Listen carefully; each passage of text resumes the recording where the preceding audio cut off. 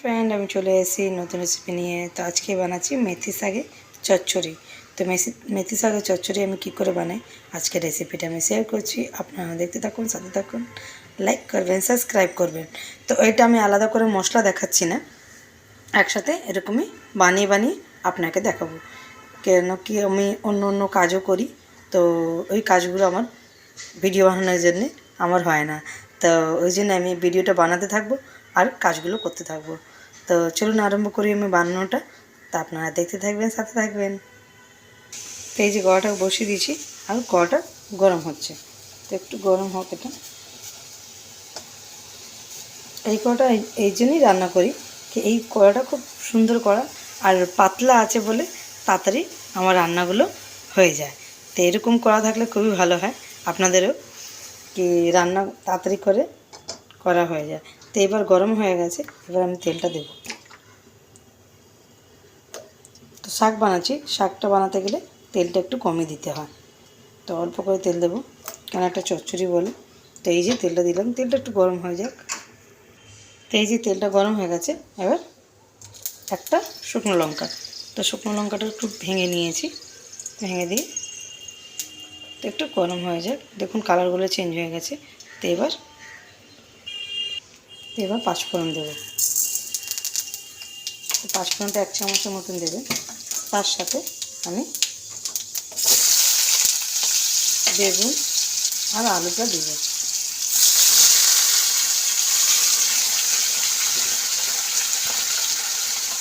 এটাকে ভালো করে একটু এরকম করে ভেজে নেব।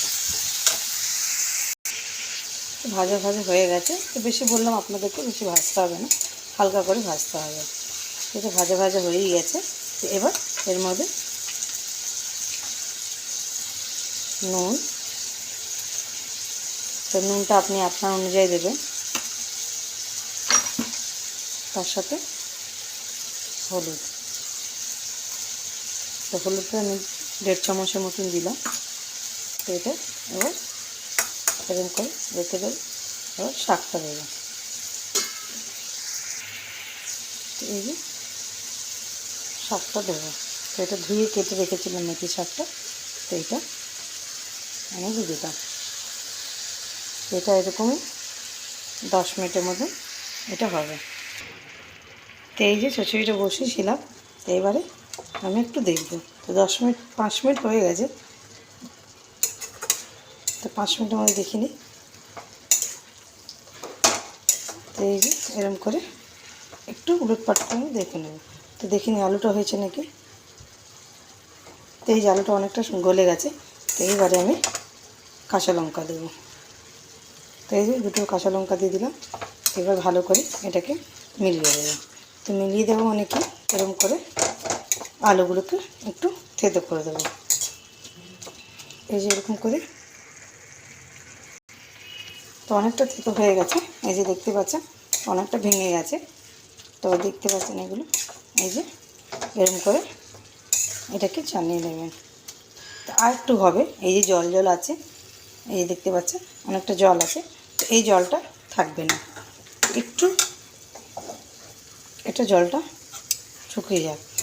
তো বেশি না, অল্প করে জলটা শুকালেই এটা চচ্চড়ির মতো হবে। তার একটু কিছু দেবো বলে এটা আছে। যতক্ষণ এটা হয়ে যাক, তারপরে লাস্টে দেব। তো এই যে দেখতে পাচ্ছেন অনেকটাই জল আছে, এই যে। তো এই জলটা এটার মধ্যে শুকিয়ে যাবে। তো একটু 10 মিনিটের মতন আরও একটু হোক, যতক্ষণ জলটা না বন্ধ হচ্ছে, শুকিয়ে যাচ্ছে। সেখানে 5 মিনিট হয়ে গেছে। তো এবার আমি এটাকে দেখে নিই। এই যে দেখতে পাচ্ছেন, এই কড়া উল্টে যাস না, এই যে বলেছিলাম পাতলা কড়া পছন্দ আছে বলেই এরা এরকম নড়চড় করে। তো যাই হোক, দেখে নিই এবার ভালো করে। এটা দেখতে পাচ্ছেন 1 ফোঁটা জল নেই, এই যে শুকিয়ে গেছে পুরোটা, এই যে। তো এরকমই চচ্চড়িটা হবে বলে এটা হয়ে গেছে। তো এবার একটু মিষ্টি দেবো। তো মিষ্টিটা আপনি আপনার অনুযায়ী দেবেন। তো একটু এটা গলে যাক, নাহলে মুখে চিনি চিনি লাগবে। তো এটা হয়ে যায়। এই যে একটু ঢাকা দিয়ে দিলে, শাকের সাথে একটু ঢাকা দিয়ে দিলে হয়ে যাবে। তো এই যে ঢাকা দিয়ে দিয়েছি, তো এই যে এরকম করে ঢাকা দিয়ে দেবো। তো চিনি বেশিক্ষণ গলতে টাইম লাগে না, তো একটুখানি হয়ে যাক। তো এবার চিনিটা গলে গেছে, তো 2 মিনিট হয়ে গেছে, বেশিক্ষণ লাগেও না এটা বলতে। তো এরকম না নাড়িয়ে এই যে এবারটাকে নামিয়ে দিতে হবে। তো চলুন নামিয়ে দিই আমি। তো এই যে মেথি শাকের চচ্চড়িটা নামিয়ে নিয়েছি। তো অনেক তো মেথি শাকের পরোটা খেয়েছেন, শাক খেয়েছেন, তো এটা চচ্চড়িটা খেয়ে দেখবেন, আপনাদের খুব ভালো লাগবে। তো